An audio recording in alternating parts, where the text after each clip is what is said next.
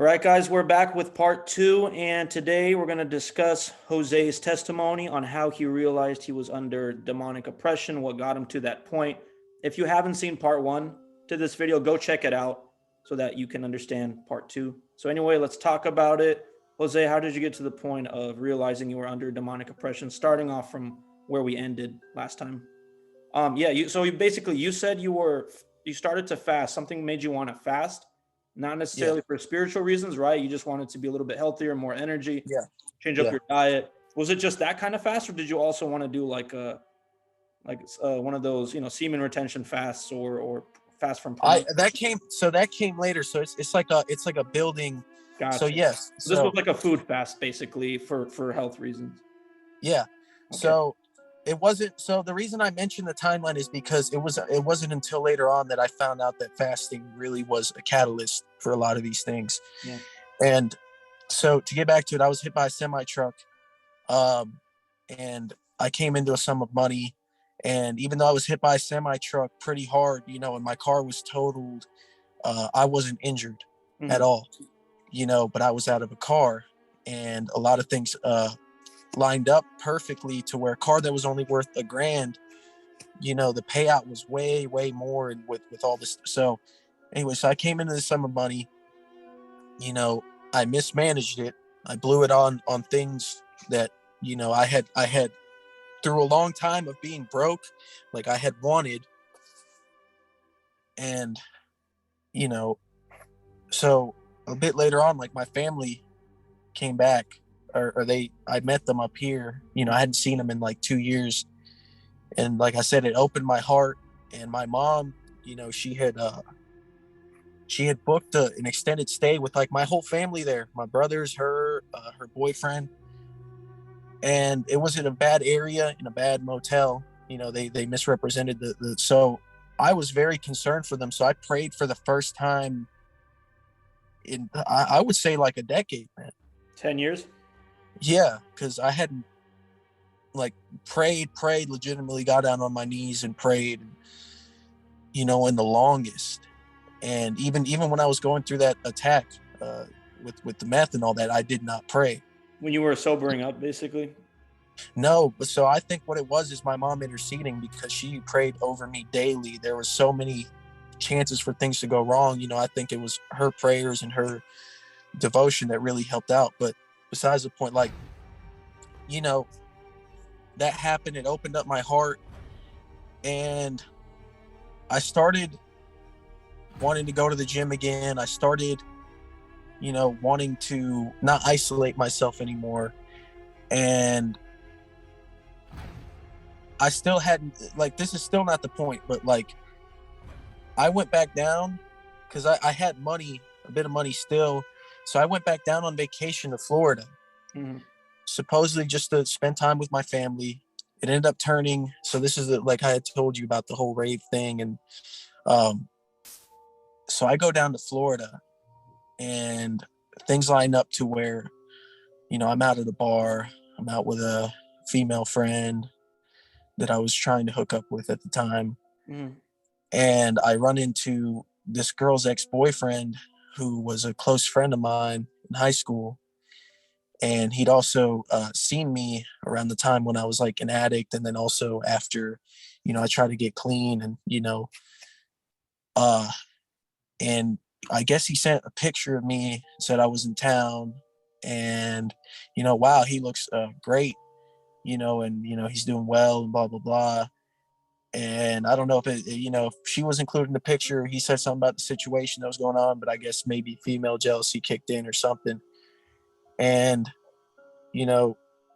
so she messages me, and I'd also kind of been in contact beforehand, but I didn't like explicitly state that I wanted to hang out. So she messages me, happens to have a extra rave ticket on my birthday.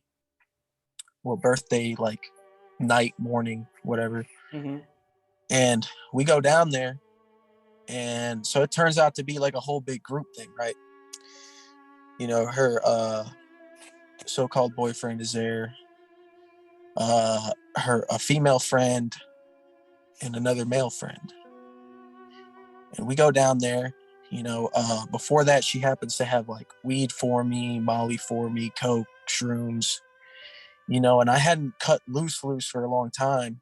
And so, I'm on, like my whole mentality was, well, I'm on vacation, so screw it, Yeah. And it's my birthday night. So, I ingest all these things, minus the coke really, but I ingest all the other things. And, we're on the way down there, and, I start noticing like, keeps looking back at me, kind of like that flirting, but kind of being a little bit, uh, I guess the SHIT test, you know what I'm saying? Hard to So I get. start like, huh? Like hard to get, like kind of flirting, teasing. Yeah, like yeah. And I'm thinking it's kind of weird because man, your boyfriend's right here, you know what I mean? Oh, And so we go all the way down there. I look like a lunatic, man. I'm literally writhing. I'm not dancing in any kind of comprehensible kind of way. Most people are avoiding me, but some people found this stuff intriguing or whatever and would come up to me and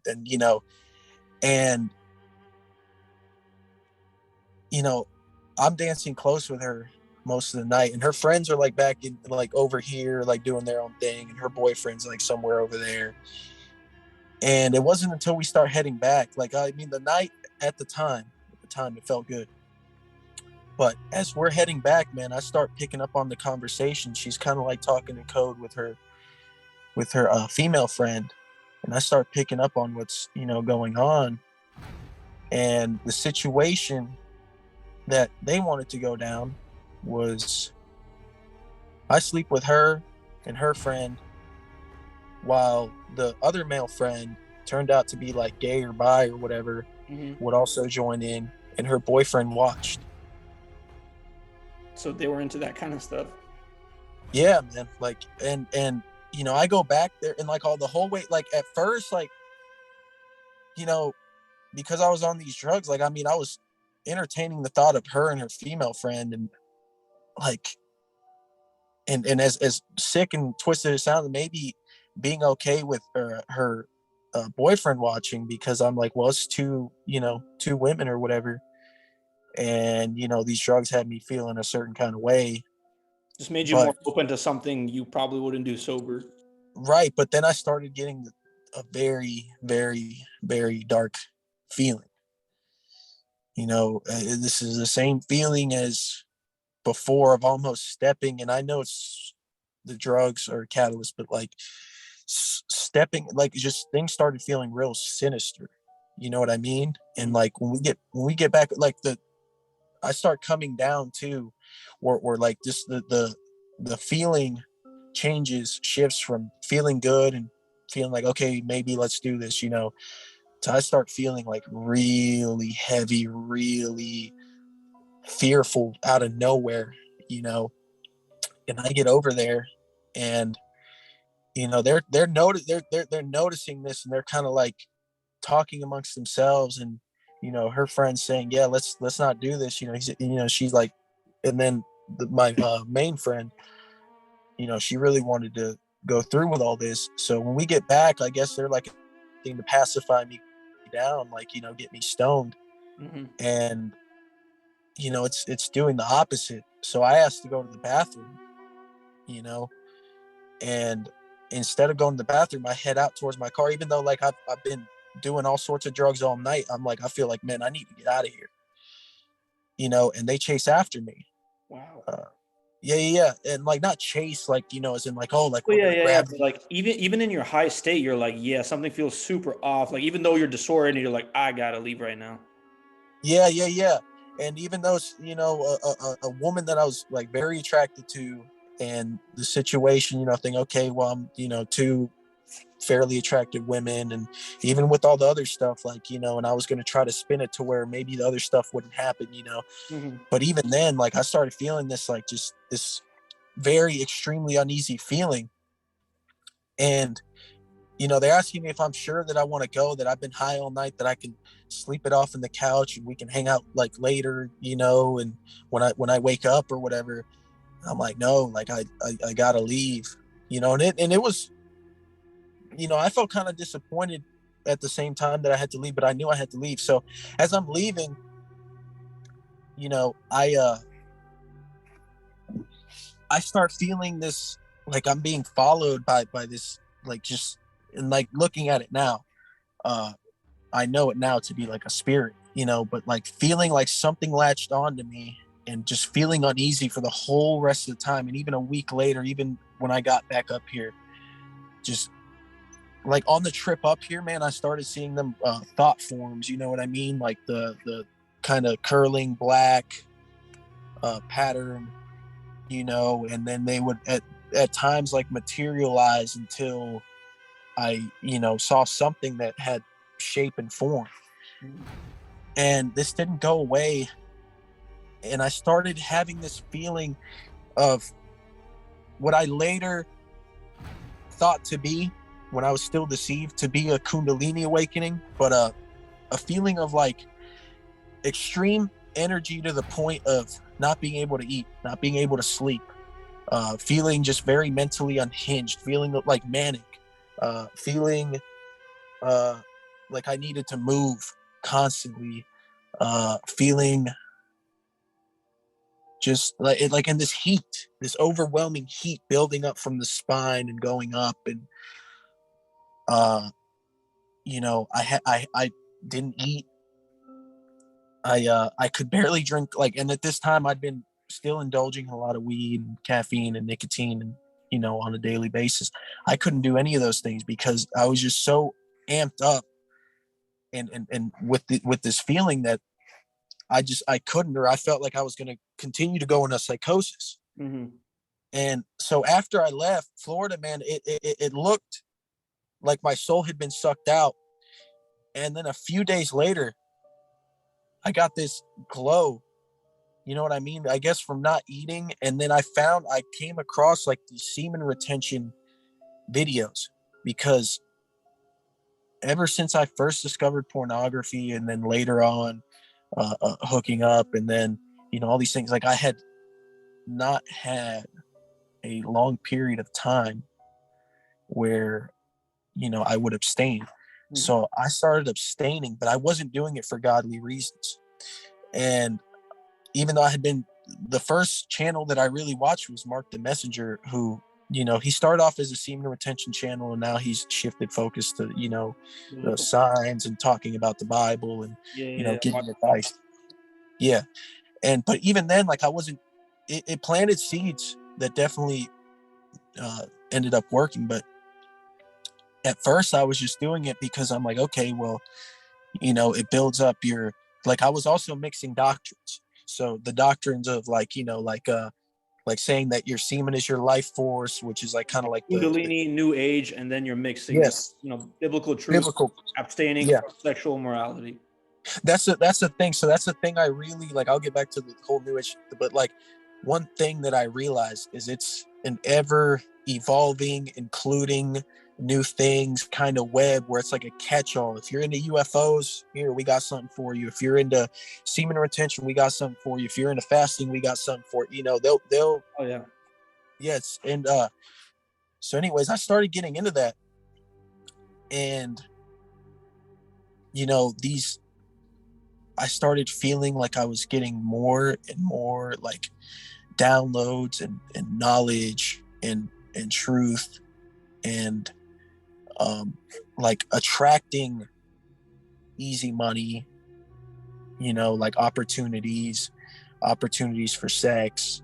like law of attraction, basically, right? Yes. And this is another thing to say, you know, as the Bible says, like the power of life and death is in the tongue, right? Mm-hmm. So manifestation and speaking, you know, good things and good things, it's not wrong, you know what I mean? So like but when you do it outside, so I was doing it outside of God's will. Like I was speaking things that I wanted to satisfy my flesh. So, and they were all coming to me. And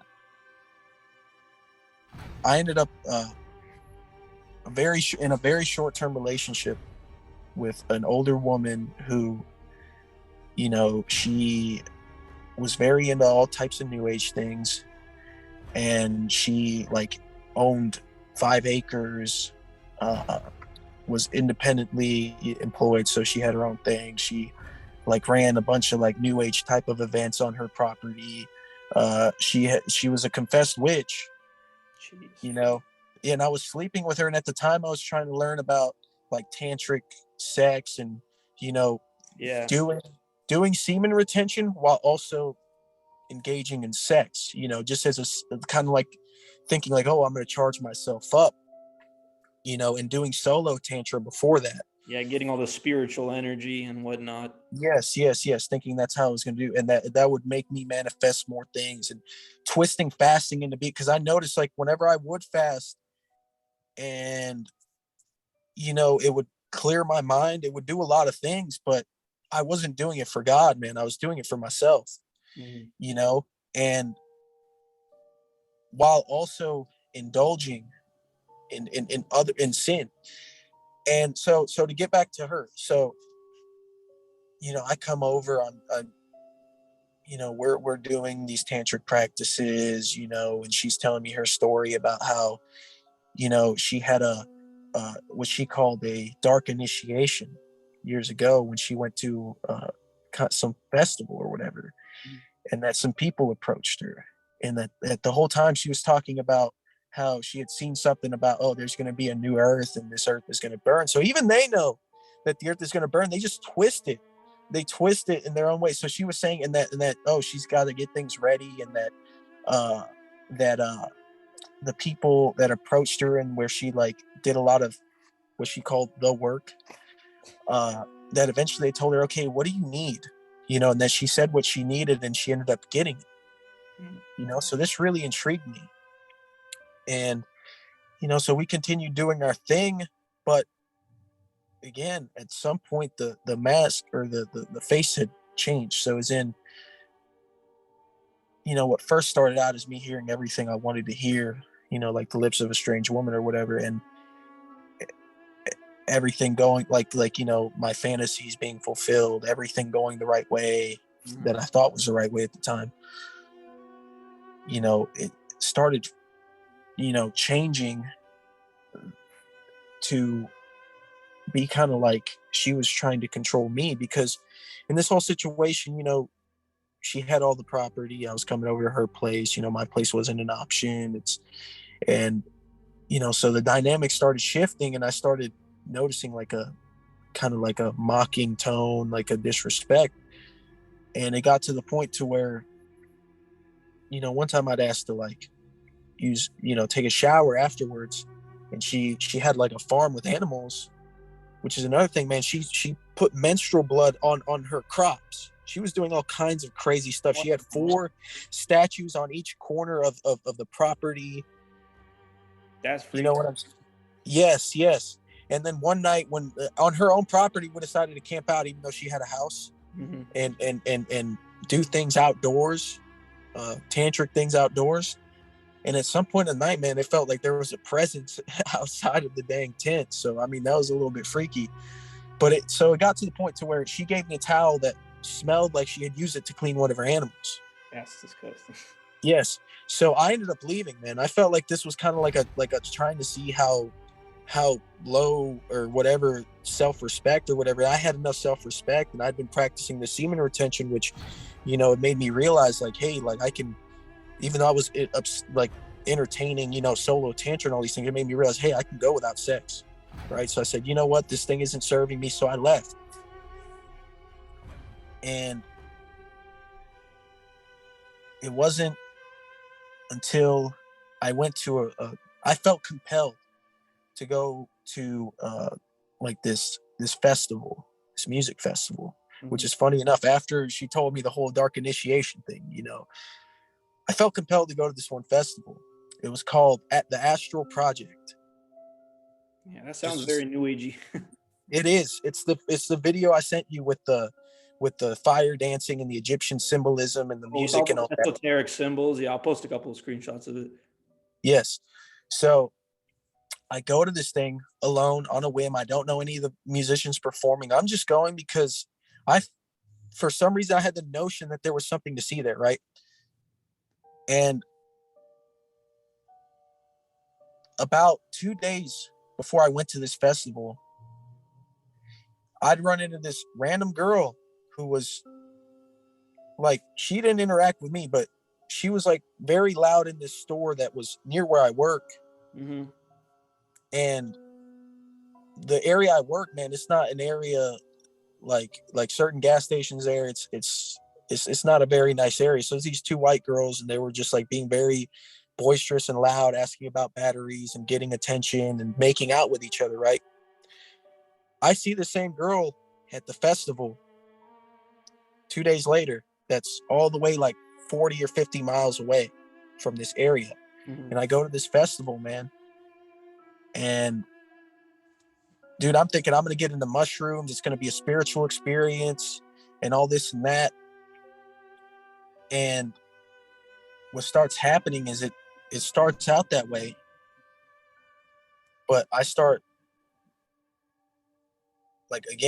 feeling like, man, I start getting this notion that, man, for some reason, I feel like I'm in the lion's den. I feel like there's something going on here because, I'm starting to trip, and these people are starting to come up to me and like, seeming to be friendly, but trying to fill my head, like trying to get me to engage in certain practices, like breathing exercises with each other, even though I'm tripping out. And that, like, and again, like with the mushrooms, man, I was writhing. So this is another thing. Like the last time when I was at the rave, man, I was writhing. Like my body was literally locking. I was moving in very serpent-like patterns, and I was trying, like, in an attempt to pacify, I guess, somebody came up next to me, did breathing exercise or whatever. And I'm gonna skip past all of this. So the main gist, this is like right to the moment where it started. I realized, yes. So I'm here overhearing different conversations, right? People talking about all kinds of things, man. Talking about crazy drugs they did, shoving this substance up her, what. I'm hearing noises of like their being sex outside. Yeah, like just all sorts of things happening, and then some girl saying like, "Oh, where are the rich boys at?" It's like, "Oh, and then some dude chiming, "Oh, you messed up because it's all broke boys and wooks or whatever." Like just random conversations, right? And the same dude that came by earlier to do like the breathing exercise with me, and seeming concerned, I'm still sitting there, man. I'm in a state of like frozenness because I'm still feeling like, dude, what the hell's going on? Mm-hmm. And I start feeling it's almost like a true serum. I start saying so many things that the dude had no business knowing, and we start talking about all sorts of new agey concepts and things. And it all leads to a conversation about Jesus, right? And the funny thing with all the conversations and all the craziness that had been going on around and all the things that people were doing, no one chimed in like in a kind of disapproving way.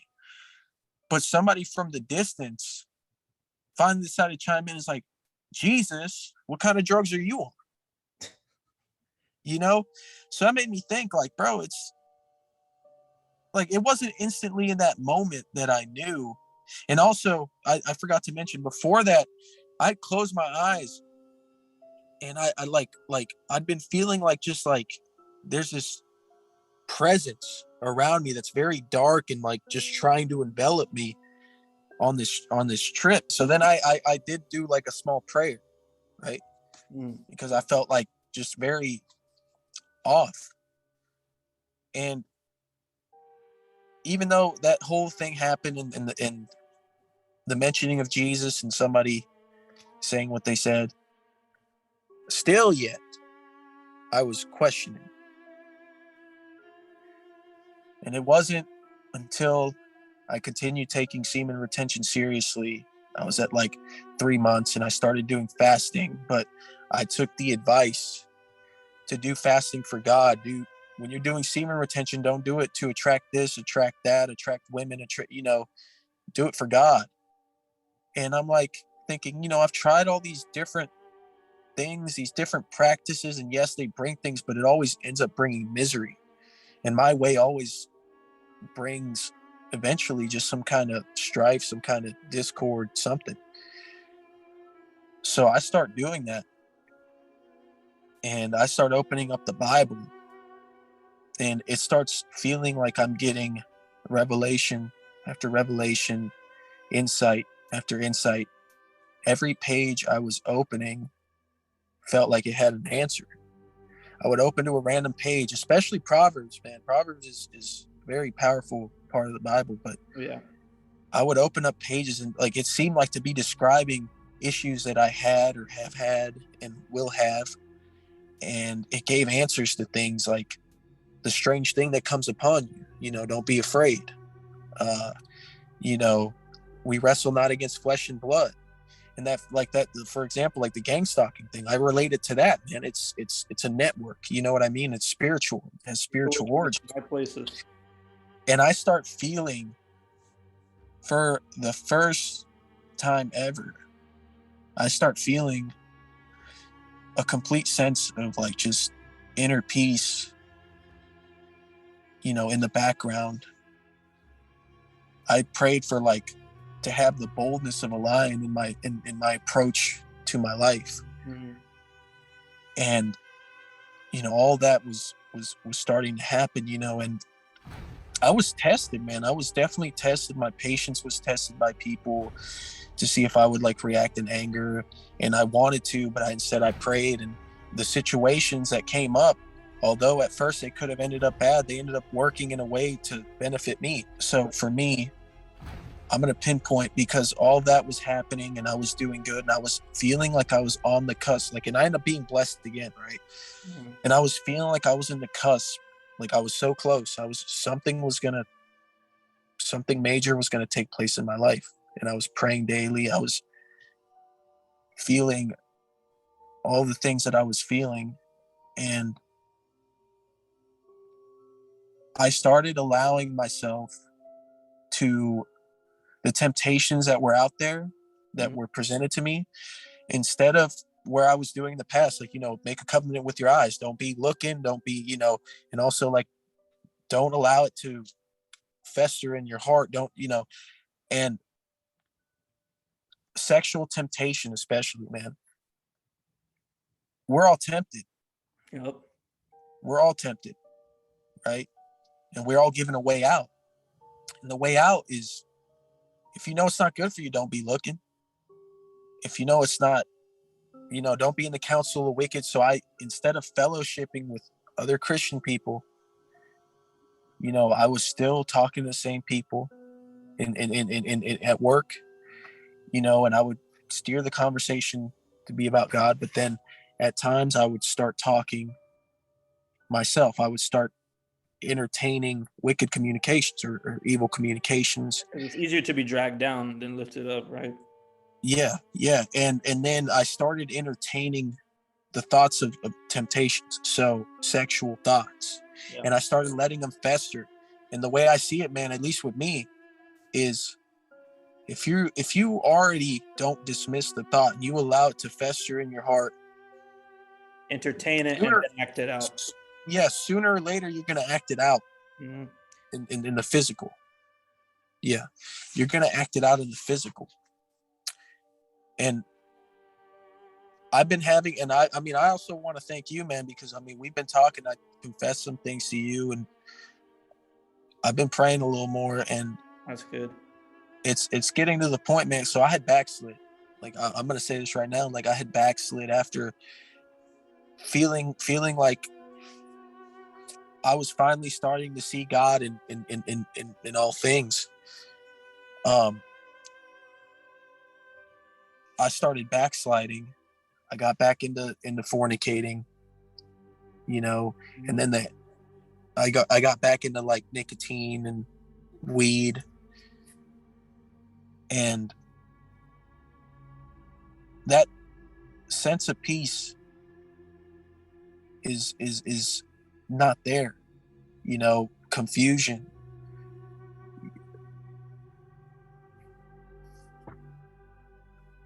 It's got to the point right now to where that voice,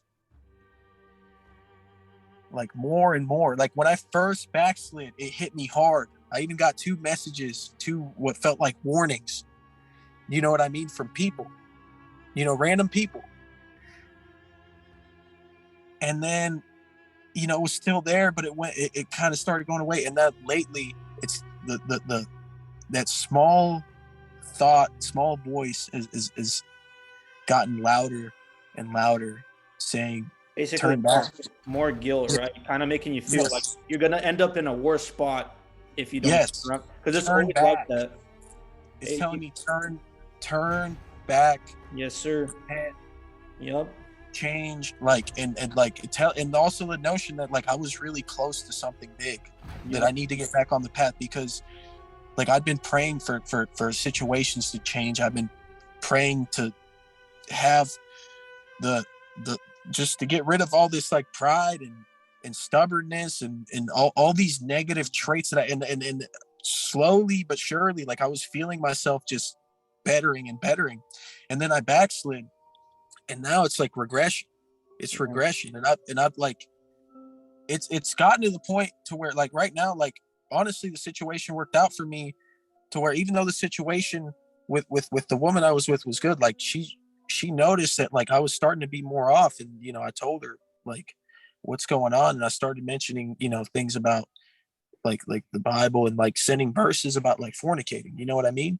You were talking about like backsliding and why it just feels so bad, and why you're saying you're getting the sensation that, if you continue to go back, things are going to get only worse. And it's true, because in the Bible it says those who are given much, much more is required. It's literally that Spider-Man quote, right? With great power comes great responsibility. That's literally Yeah. in the Bible. Those who are given much, much more will be required.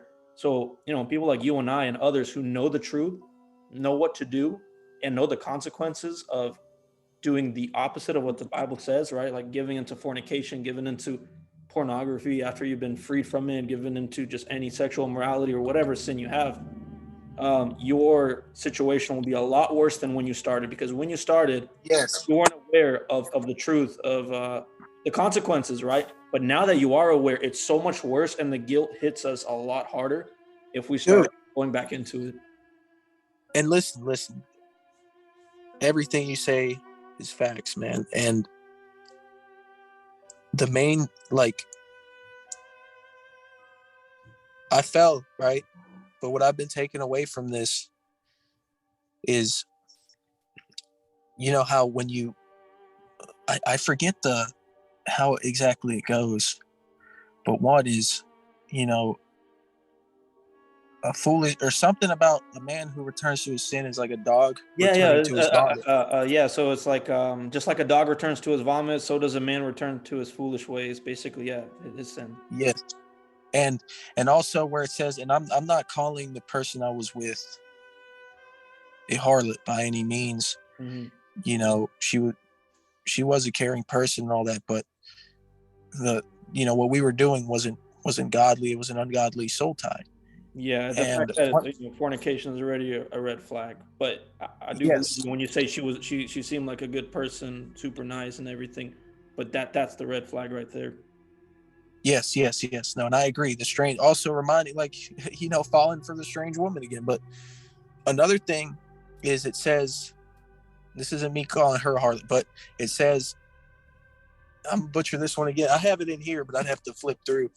Uh, I'll probably find it. You can give like a if summary of it. yeah, if like something about when you lay with a harlot, you become one flesh. Yeah, So yeah. what is The two become flesh, basically. Yeah. yes. So I'm also thinking, so if you become one flesh, and your body is a temple, and for it's a vessel. You can either be filled with the Holy Spirit, or you can be filled with demons. Where there's a void, something will be there to fill. So Yep. That right there, If what you're you just said is big. Where there's a void, something will fill it. If it's not the Holy Spirit, it's definitely going to be demonic spirits. You're not just going to be dude, empty by yourself. we and think about and like this is why this is another like reason why like I've been feeling like and I can't I've like time is short, man. Like time is very short. Like why is it that it seemed like almost like an overnight shift? So many sinful things, so many wicked things have started being pushed on younger and younger and younger people to the point where now hooking up is the norm. Fornicating is the norm. Marriage is not the norm. Norm, Um, which I will. yeah, Mm-hmm. yeah, and it's it's to the point to where it's an easily committed sin, and it's also, in my opinion, one of the ones that can send your progress all the way back, like Oh yeah. very very rapidly, because like it says, one flesh. If they have demons on them, they can come to you too, man. They can work their way, to be in your life, and then in a way, like after I had released and been convicted, for sleeping with her, I did start feeling like a bit drained, right? Mm-hmm. And that kept going on, but I felt good physically, but spiritually speaking, I started, and then slowly wearing away. I started feeling more like confusion and me and I realized that these are kind of like symptoms of demonic attack. But even having knowledge, you know, another thing I heard is, be a doer of the word, not a hearer. And Bingo. that's another thing. Even after what I considered being saved, or what I consider being Christ revealing himself, and allowing me to know that yes, he exists, he's real.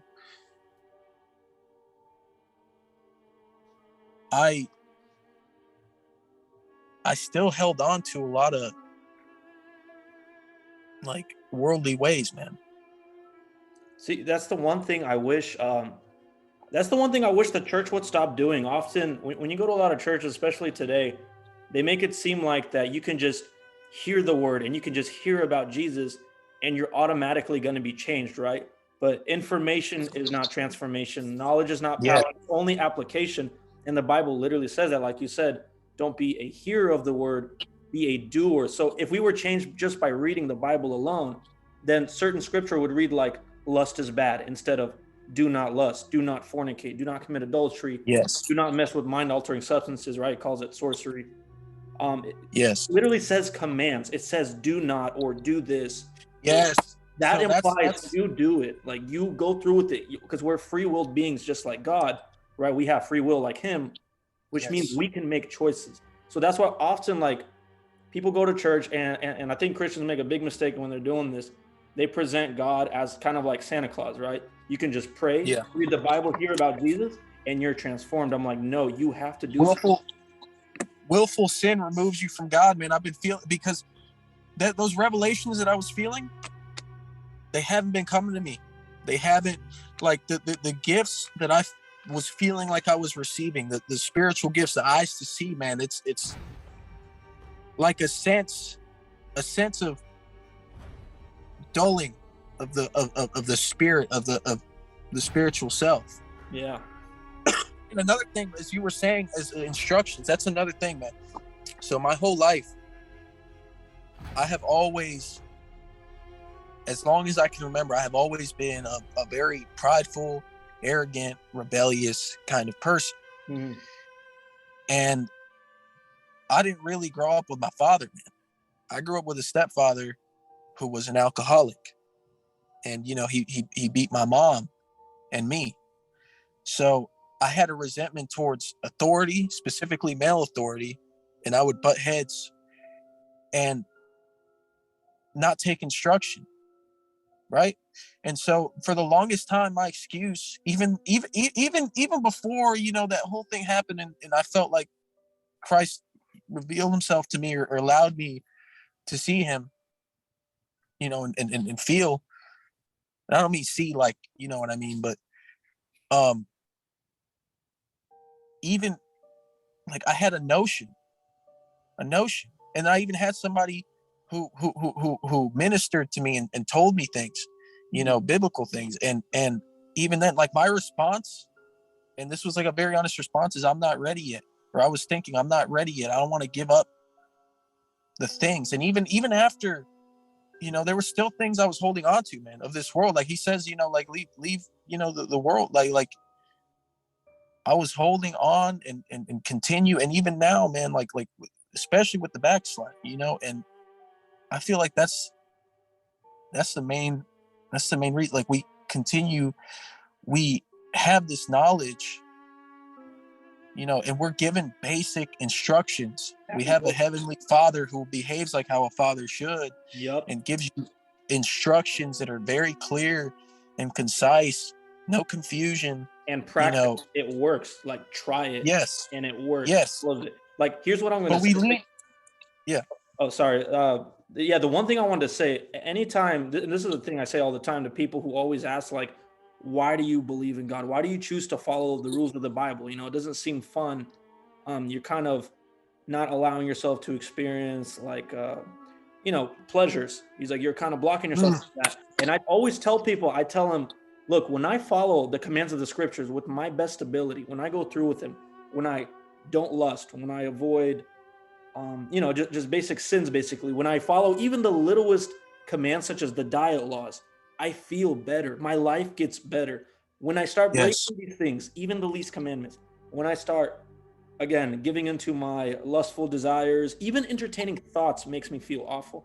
Even not doing anything, just thinking about it makes me feel low energy in terms of lust, or doing other sins, or giving into anger, right? Unrighteous anger, sinful anger, or any kind of sin. Basically, when I break commands, my life just ends up getting worse. When I follow through with the commands, even the least of the commands, my life gets better and better, especially if you follow it literally the way Jesus did, because he's literally an example, right? When he lived his life here, everything he did was perfect, from his diet to the way he walked out the Father's commands. It was literally perfect. And it was like God's example. It's like, look, walk like this, and you will have a pretty fulfilling life. Like you will have a meaningful life if you go through with my commands. And if you love me, go through with my commands. But for some reason, like, especially in church today, the one thing people seem to not understand is they're all about grace, grace, grace, right? And they treat grace like a credit card. They're like, well, I can continue to indulge in my sin because, following the commands, oh, that's works, right? And works doesn't save us. I'm like, yes, but we're still obligated to follow commands for our own sake and to show that we love God, because in the book of John, it says, if you love God, you follow his commandments. But today, a lot of Christians make this mistake of, oh, God has so much mercy, so much patience. I can keep coming back to him, returning to my family, keep coming back. And I tell him, like, look, God has patience, lots of mercy, abundant, but he's also just and fair. And time is ticking. Like there comes a time where God's patience runs out. And yes, God can have his patience run out. And we know that in the book of Revelations. He lets his wrath pour out, and people forget about that wrath part. Like, no, they always remember the hippie part, right? Like, oh, he's all love, all this, all nice, gracious, feminine. I'm like, no, look, he's all that, but he's also wrath. Do not forget that. Remember that. Listen, I I probably shouldn't flip through this and try to find it, but there are, even the Bible says there are people who are an abomination to God. Yes. And I find and I find that at times, like the things that I do, man, like they can't, like the proud look, man, like there are things that God can hate too, man. There are things that God hates. There are people that God hates, but they earned it. Like, I mean, like, listen, the main reason that I did not heed the call a lot sooner, and then also I backslid, I feel, also because I was leaning on my own understanding too, like, and not, and like kind of letting pride creep back in, like thinking like, well, I'm getting all this knowledge and these gifts, so like I'm good, you know what I mean? But like I was saying, man, there, like you were saying, there's a lot of there's a lot of people that do things that are an abomination to God, and I don't exclude myself from that in any sort of sense, that I've never done any of those things. You know what I mean? And another thing you were saying about pleasures, man, I've literally done every sort of so-called pleasurable drug you can do, copious amounts. I've had wild sex. I've done things that you would maybe think like, oh, that's, you know, and at the time it felt like a short-term answer, you know, but there was always something missing. There was always, at the end of it, there's this feeling of more. And since I'm back to that, I feel like I'm back to that. See, I was satisfied, man. I was okay with not sleeping around. I was okay with not indulging. I was okay with keeping my mind sort of clear, but I was also still holding on to certain things of this world. And then I allowed that to like, I allowed that to get to me, man. And since I've backslidden, there, like I said, there's no long lasting satisfaction. He says, I'm the living water. Mm-hmm. You know, you shall not thirst. I'm back to, you know, like being thirsty. Yeah. And I feel like before that feeling of just the answer, you know, feeling like I finally found my answer, mm-hmm. you know, and falling back, man, it's like, I feel like I've lost something that I need to get back. You know what I mean? Yeah. There's this one verse that kind of comes to mind actually when we're talking about this in terms of like backsliding, because the fact that you're doing so good, you know, the devil, demons, they operate in gangs, right? They can see your progress, right? They study us. So they figure out ways, because it sounds weird, but demons literally study us. Familiar spirits. Dude, they've been here forever, man. So yes, they've seen kingdoms rise and fall. They've seen all types of human psychology and weaknesses, man. That's why we need God, man. We ourselves can't fight them. You know, they're smarter than us. They're very smart. They are not stupid. They have studied us thousands of years. And I know this sounds odd to a lot of non-believers, but it even sounds odd to believers because they're so disconnected from spiritual wickedness in high places. Like wicked spirits and stuff like that is not preached in churches. It's kind of seen as a taboo medieval thing. Like, dude, oh, that's the old New Testament thing. Not to cut you off. Oh, go ahead. Not to cut you off, man, but listen real quick, man. Go ahead, say it. One verse that I like, and that I love when people say this. So when the devil told, you know, Jesus to fall down and worship him, and he'll deliver kingdoms in his hand, or like basically give him the whole world, right? Yeah. Jesus didn't call him a liar. Yeah, he owns everything. Yeah, he owns everything. Yeah. We live in a satanic matrix, man. We live in a like literally, and the thing is, it all goes back. I feel like it all goes back into it. See, when you lose these so-called blessings that the devil gives you, and you lose it, it all goes right back into the system. You're always into the satanic matrix of meaninglessness and suffering and intrusive thoughts and oppression. You're back in that, what you just said, right? The matrix, not like the movie wise, but yeah, like metaphorically, you're back in that satanic matrix. But when you're in the word, you do what God says, you pray, God gives you answers, you follow through with his commands, because you have free will. We have choices to make, right? It's not like God's going to possess us. God is not pushy. But yeah, demons are pushy, and they're very like possessive, right? And they push you to do things. They give you intrusive thoughts. They accuse you. That's why Satan's name is literally the accuser. But God, he gives you advice. Well, not just advice. He gives you commands to follow through with, and he gives you the choice to make, right? He doesn't push you to do it. He doesn't urge you. No, he does urge you, but he doesn't necessarily unlike demons, right? Which they like make you do things. They want you to do things. They're very aggressive with you. God says you can do this or you can do that, right? You don't have to follow me. You can follow me, but it's beneficial to follow me. It's one of the reasons he didn't destroy the devil when he fell. He gave him a choice. That's how good of a father he is. He lets people choose.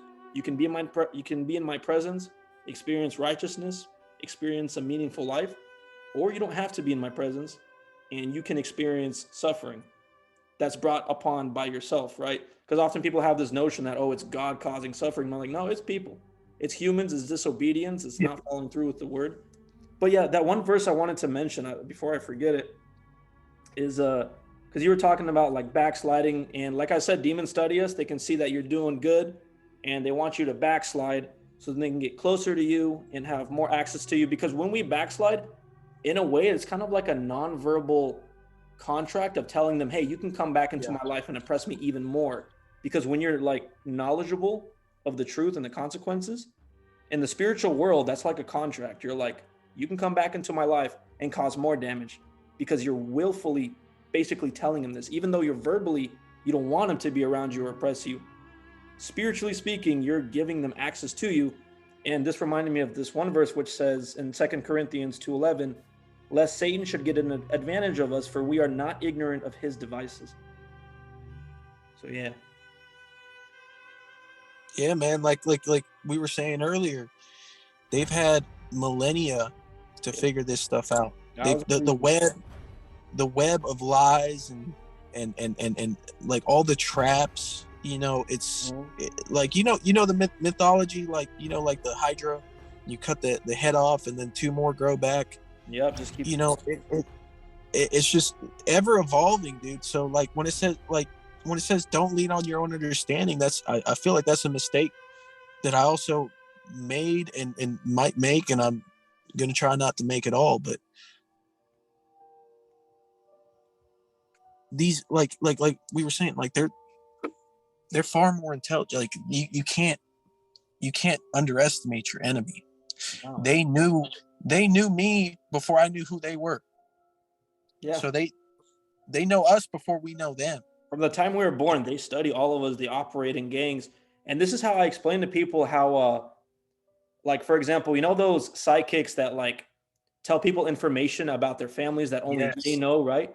And I tell people how it works is demons study your families, everybody, and they know secrets and they know things about your family and relatives that only you know. So when and they report this information to a psychic. So when a psychic tells you this, you're like, oh, wow, you must be literally like, you must have some divine power. I'm going to open myself up to you even more and to more demonic, oppression.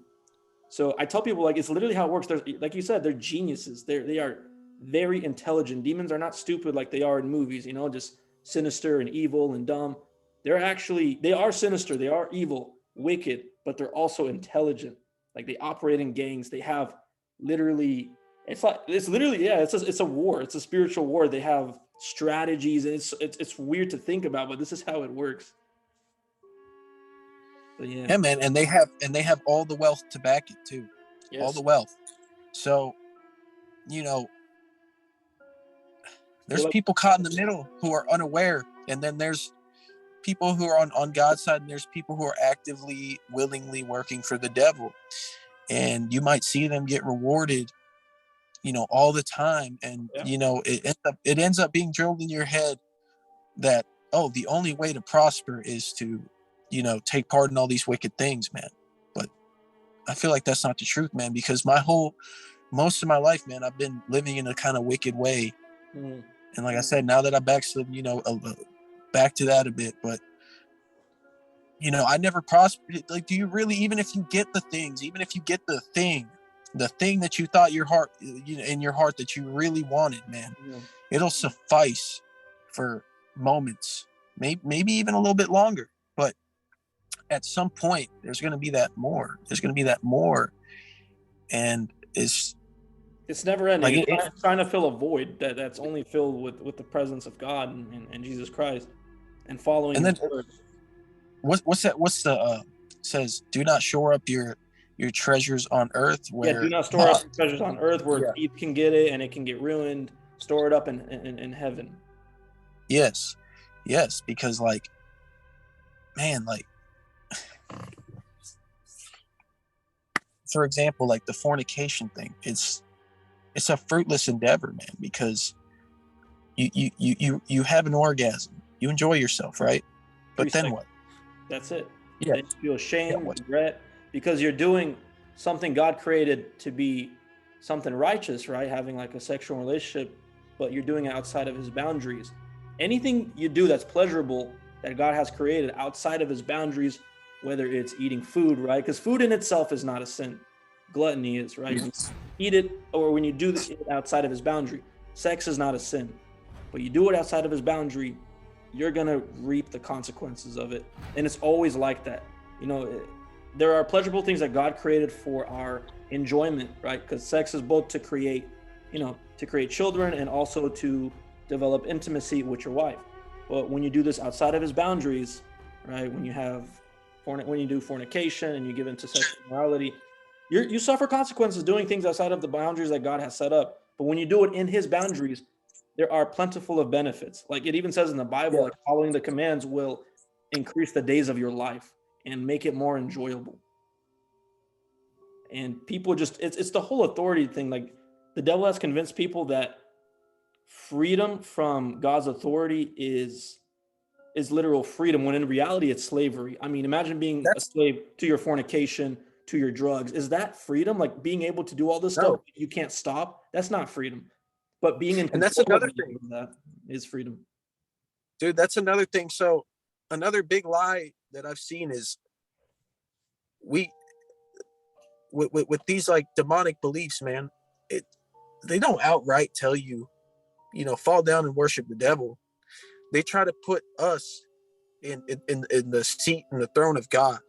You start manifesting things, you start doing this, you start doing that, and you start seeing that it worked. And that's another thing, man. I feel like a lot of people, and also including me, a lot of reason that they didn't believe is because maybe at one point they prayed, or maybe they got into a church and God wasn't moving through that church. You weren't living a certain way, that was righteous. So you tried to pray and your prayer wasn't answered. Maybe you prayed for something that you really didn't need. You know what I mean? And then you start doing these things, you're exposed to these all these new age things, and you see that, oh, they work. They brought me what, you know, my flesh wanted. And you because they're you see them working, you don't give God a chance, you Yep. know? Yeah, doing anything outside of his boundaries, you're gonna face the consequences. Maybe it's not right away, but down the line, you are always gonna face them, right?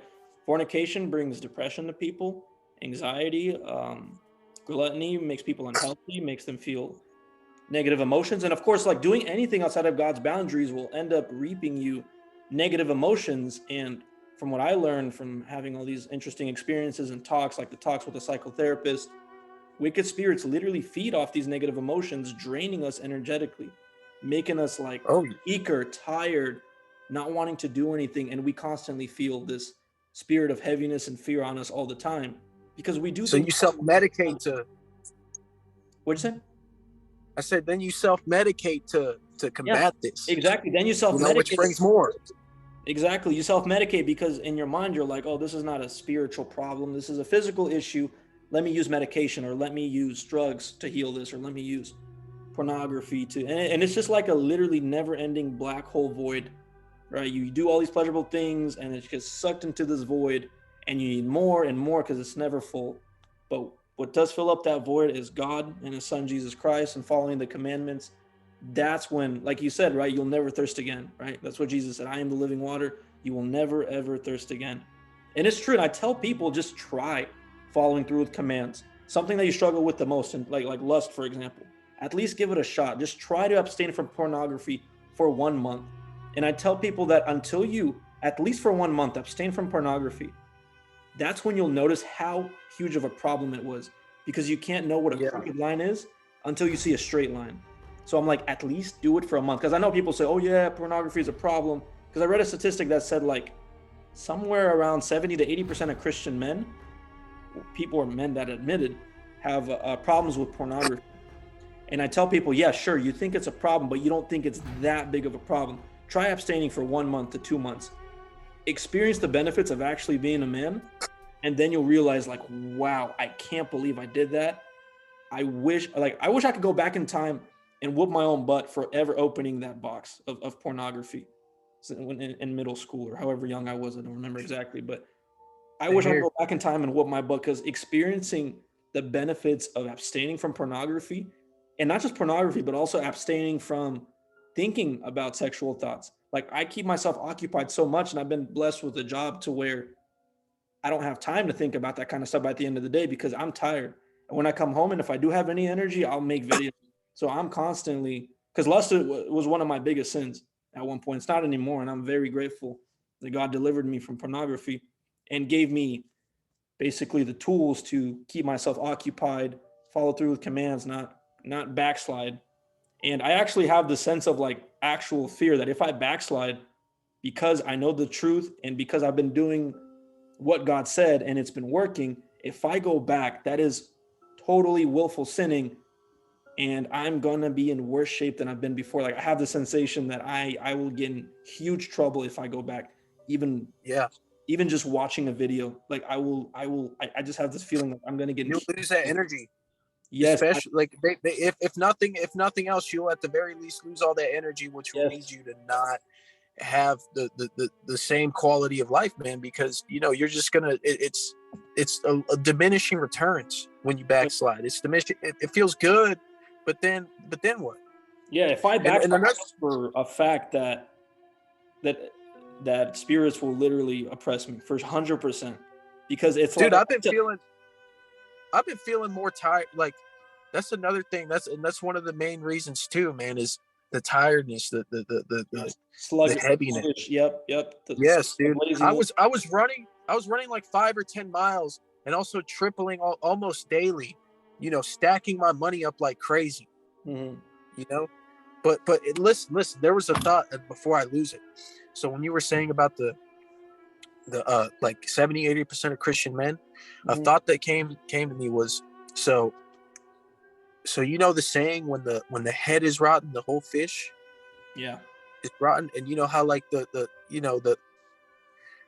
preacher is kind of like almost like the voice for the flock in the church, in a church kind of setting, right? Oh, they So struggle with if it as you're well. That's why they barely talk about it. yeah, so what if like the spirit, like the the leader himself is engaging in certain things? So then what if the spirit of God can't really move through that church, man? What if that church is a dead church? That Wow. is what if that ties into the falling away, man? Like, like more and more of the people were supposed to be the voice, like kind of like to minister to people, and like Well, I would are say corrupt this. themselves. I would say people have like a wrong kind of view of church, because I mean, Bible definition of church is two or more people gather in His name. Like we're having church right now. We don't need a congregation, a building. This is literally church. So I would say like all believers in the scriptures is the church. So it's not like the specific church that is falling away. If anyone's falling away, that is by your own free will and accord, right? We all need to True. take responsibility, even giving Yeah, it like we all up need to read the to, word yeah, ourselves. Yeah, we can't just yeah. not following No, through but with commands. Yeah. I'm saying, like, if you're under the impression of, hey, let's go to church, on and honor the Sabbath, and like as you should, but like you're if the person, what I'm trying to get at is, if the person who you're sitting there to hear, right? Mhm. And like you said, it's also your own fault if you're not trying to read the word on your own outside of what the preacher is ministering to you. But But yeah, if your leader is like, messing up, rotten, yeah, rotting, like if no marriages are happening, if like not if you don't see anything godly, like it's saying a tree by its fruits, man. I have not, besides, like, and I told you I got blessed again, but this was before I backslid, right? mhm. but but since then, man, I haven't really been bearing like any fruit, right? Like, and like I'm thinking, like, if you're in a church, it's not bearing, crap, I'm on 10%. It's not bearing any fruit. You're not seeing anything godly come out of it, man. It I'm wondering, maybe this is me trying to interpret it, but like, is that what the falling away means? Or does this, or like, what do you think the falling away? Well, I think the falling away has been happening for kind of hundreds of years, because if you compare the early church to the modern church, you'll see a lot of differences. There's holidays we don't observe that they did. There's things, commandments they follow that we think don't matter anymore.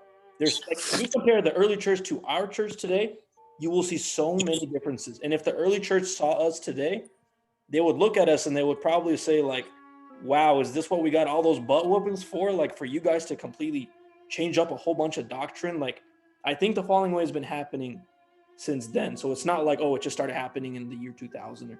It's been happening for a long time. We don't notice it because when every generation, preaches lies, truth mixed with lies. I'm not saying it's all lies, but truth mixed with lies, because we have all these denominations, all these doctrines. Eventually, the lies sound normal. It's normalized, right? It's like, oh, yeah, this is the Christian church. This is how the believers were. I'm like, no, if you compare the early church and you read the scriptures, the commands, the things they did, you will see a fat difference. And I think the falling away has been happening. But yeah. I mean, yeah, it's getting worse every year. It's getting worse. And that's why it's important to take accountability with yourself and surround yourself with people who also take accountability and realize that, this falling away has been happening a long time.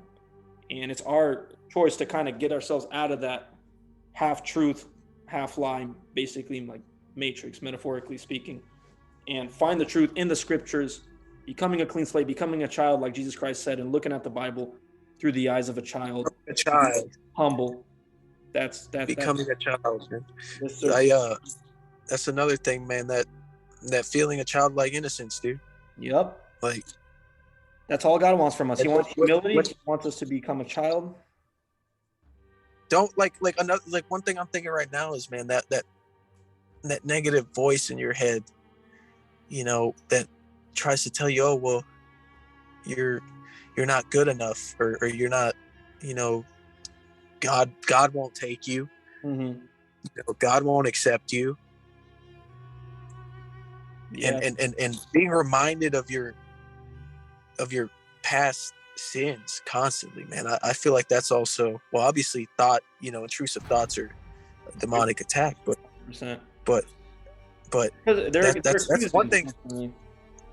Huh?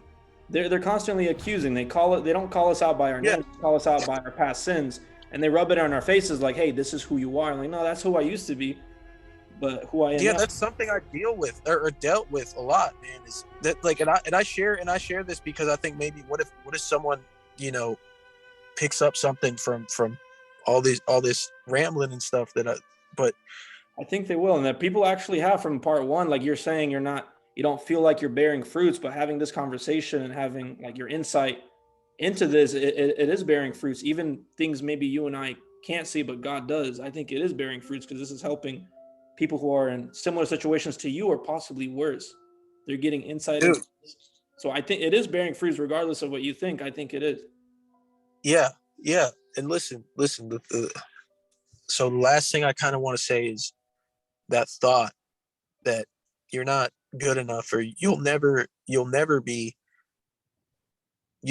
that God isn't for you, or that it's a lie, man, because you're to compare the you that you are when you're living in a state of spiritual death, mm-hmm. and blindness, to you when you're actually living righteously. It's not the same person, man. It's not, you were not, like, yes, you're the same body, but it's like you're not that person that these thoughts keep trying to remind you, like, hey, remember this, remember that. It seems like it seems like a way for it also, like, for justification, like, too, like, oh, well, I can go back to this, or kind of egging you on to go back to it because it's just. See, the fact that we have a resistance is good.